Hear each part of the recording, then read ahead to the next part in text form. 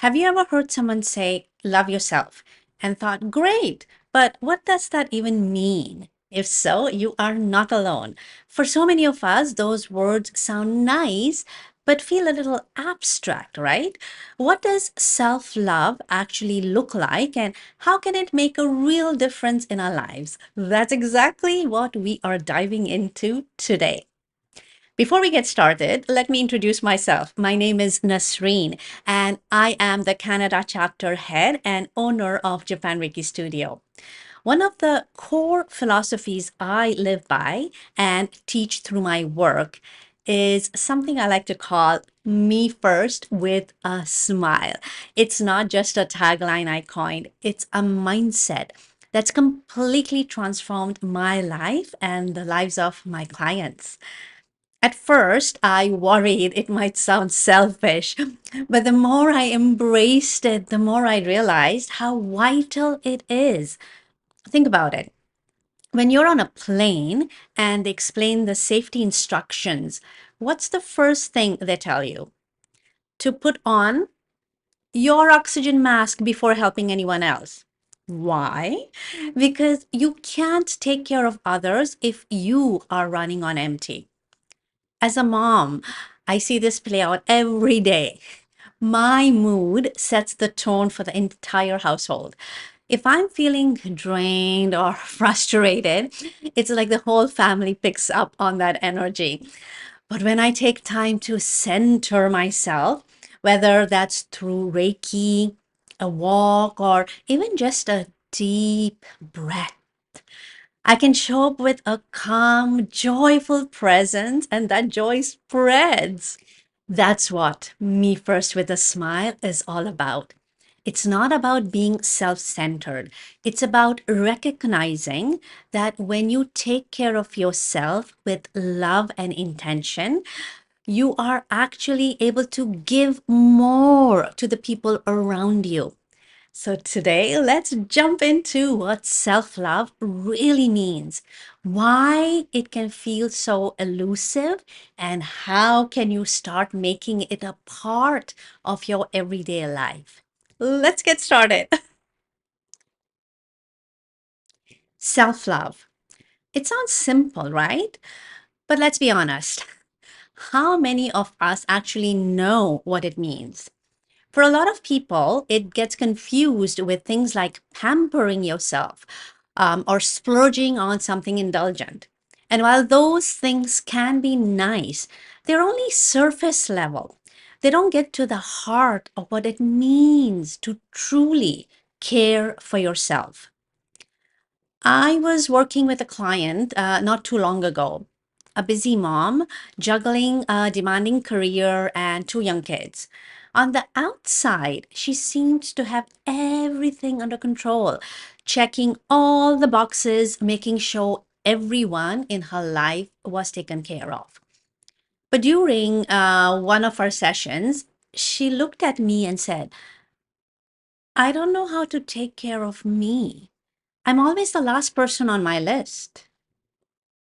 Can you relate to that? Because I've seen this pattern so often. We pour our energy into everyone else, our family, our work, our responsibilities, until there's nothing left for ourselves. She told me she tried everything: bubble baths, spa days, buying herself little treats, but none of it seemed to make a lasting difference. There was still this heaviness, this feeling of emptiness she couldn't shake. And that's when we uncovered the deeper truth. She wasn't giving herself permission to pause, to listen to her own needs, and to be kind to herself. Self care had become another box to tick off her to do list instead of a way to truly nurture herself. The shift started when she realized self love isn't about doing more. It's about being present with yourself, honoring your feelings, treating yourself with the same compassion you so naturally give to others. If you have ever felt like self love is this vague, elusive thing that doesn't really click, you are not alone. And today, I want to help you see it in a way that feels more real and doable because it can truly change your life. Here's the thing about self love, it's not just a feel good buzzword. It has the power to transform your everyday life in ways you might not expect. Think about this. When was the last time you felt completely at peace with yourself? When you truly loved who you were, flaws and all. When we embrace self love, it's like adding vibrant color to what once felt dull and gray. Those small, ordinary moments in life, a morning cup of coffee, a walk outside, or a conversation with a friend, they start to feel brighter, more meaningful, even exciting. You begin to notice beauty in places you might have overlooked before. But the impact doesn't stop there. When you are kinder to yourself, your entire mood shifts. You find yourself smiling more, laughing more, and feeling genuinely lighter. And here's what's fascinating, this isn't just about you. That energy is contagious. The people around you start to notice and respond to your positivity. Conflicts in relationships feel less intense. Drama begins to fade. And suddenly, you are creating space for more meaningful connections. It's almost like self love creates a ripple effect, touching every part of your life, from your personal relationships to your professional opportunities. And here's the coolest part, when you are in alignment with yourself, new doors start to open effortlessly. People are naturally drawn to someone who radiates warmth, confidence, and authenticity. That's what self love does.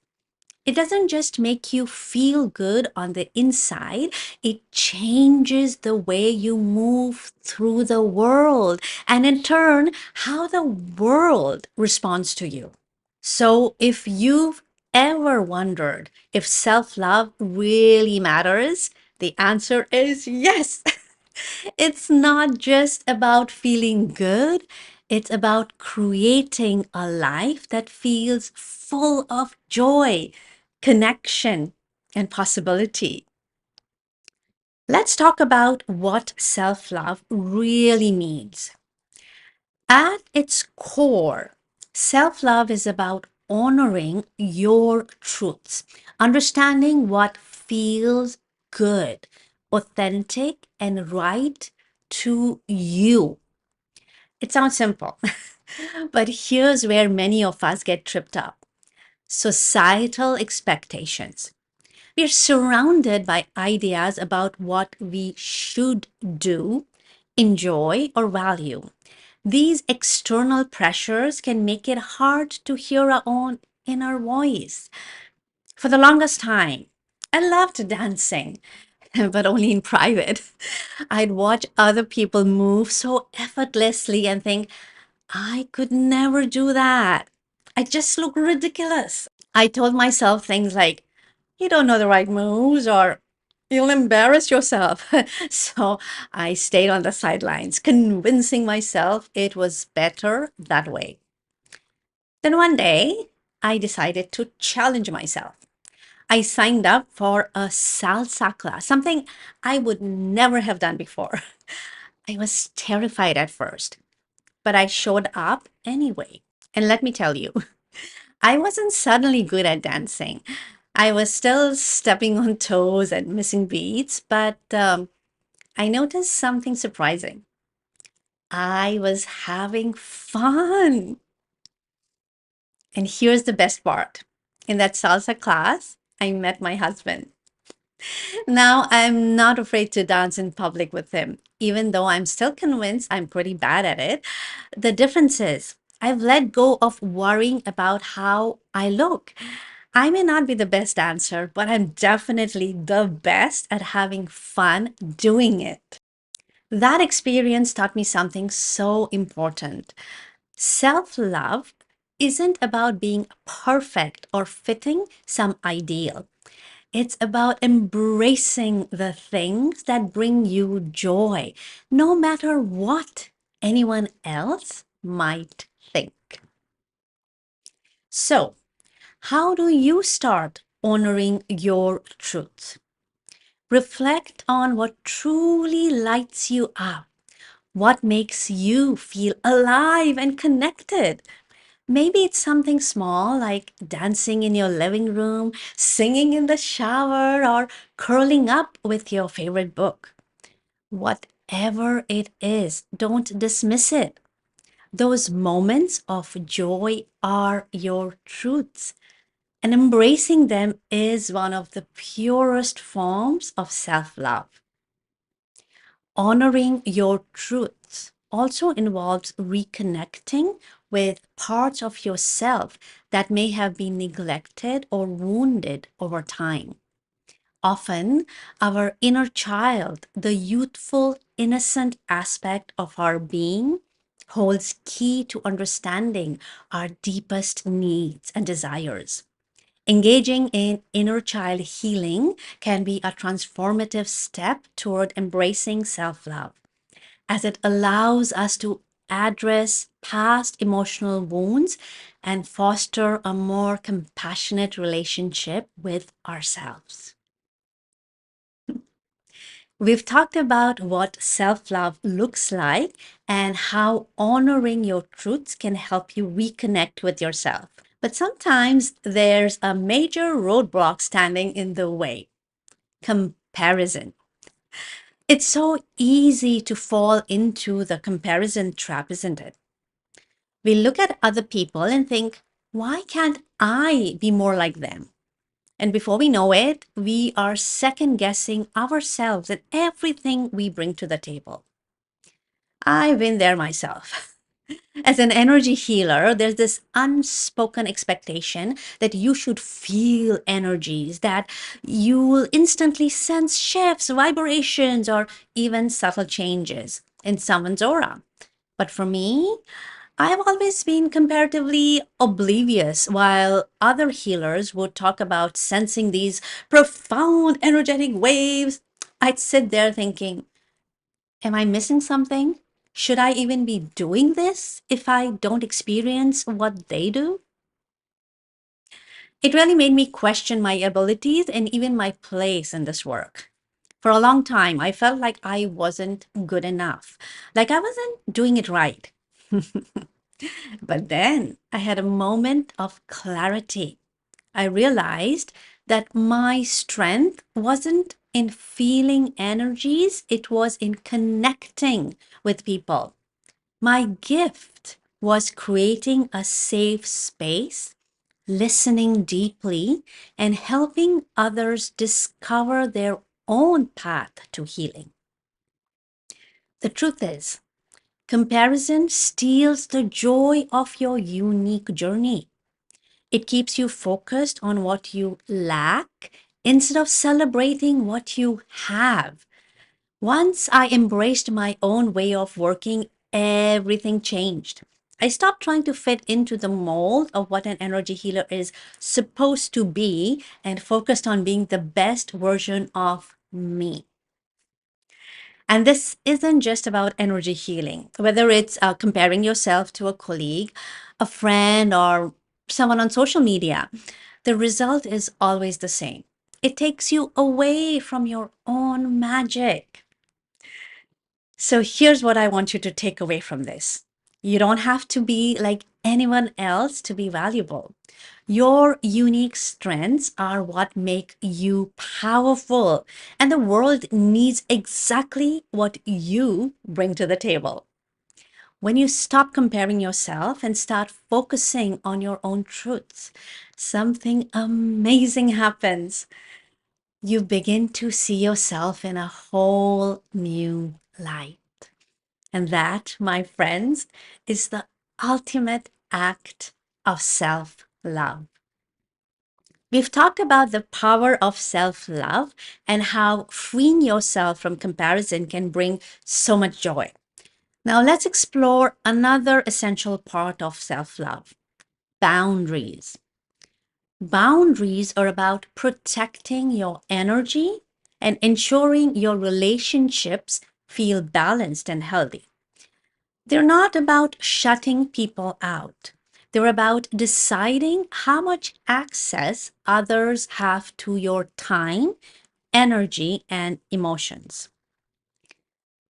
In one of my guided meditations, I talk about understanding the relationships in your life, really identifying who feels closest to you, who you trust most, and who might need a little more distance to maintain a healthy dynamic. If this idea resonates, you'll find the meditation right here on this channel, and I'll include the link in the description for easy access. It's a powerful practice designed to help you honor your energy and build healthier, more balanced relationships. And here's something to remember: setting boundaries isn't selfish, it's an act of love. When you protect your energy, you're able to show up as the best version of yourself for the people and things that truly matter. As we wrap up, I want to leave you with a message of hope and encouragement. Self love is not something you master overnight, it's a journey. Some days will feel easy and others will feel like an uphill climb, and that's okay. What matters is that you keep moving forward, even if it's just one small step at a time. Remember this: no matter where you are starting from, there's no such thing as an unchanging tomorrow. You have the power to create a life that feels aligned with who you truly are, one choice at a time. And you're not alone in this. We are all on this journey together. Now, let's take things a step further and talk about how you can dive even deeper into your self love journey. Now that we've explored the foundations of self love, boundaries, and breaking free from comparison, let's talk about how you can deepen your journey. One of the most transformative ways to reconnect with yourself is through inner child healing. Many of the patterns and beliefs that shape our lives today stem from experiences in our childhood, both positive and challenging. These experiences often influence how we view ourselves, our worth, and even how we set boundaries. Through inner child healing, you'll have the opportunity to gently explore those early experiences, nurture your inner child, and release emotional blocks that may be holding you back. It's not about dwelling on the past, but about creating space for healing, growth, and self love in the present. If this resonates with you, I invite you to join my Inner Child Healing Program. This isn't just a session, it's a journey designed to help you uncover the root of emotional patterns, reconnect with your authentic self, and step into a life of joy and freedom. You can find all the details and book your sessions at the link in the description below. If you are ready to take this next step, I'd be honored to support you on this beautiful journey of self discovery and healing. Before we wrap up, I want to leave you with one final thought. Loving yourself isn't selfish. It's the foundation for living a life that feels authentic and fulfilling. Every small step you take toward self love, whether it's setting a boundary, letting go of comparison, or taking time for inner healing adds up to a life where you feel more at peace, more confident, and more connected to who you truly are. So take a moment to celebrate yourself for showing up today. Just by being here, you've taken an important step toward prioritizing your well being. If this video resonated with you, I'd love to hear your thoughts in the comments. And if you know someone who might benefit from this message, feel free to share this video with them. Remember, self-love is a journey and you don't have to walk it alone. Together, we can create a community that uplifts and supports one another as we grow into the best versions of ourselves. Thank you for spending this time with me. Take care of yourself, and I'll see you in the next video.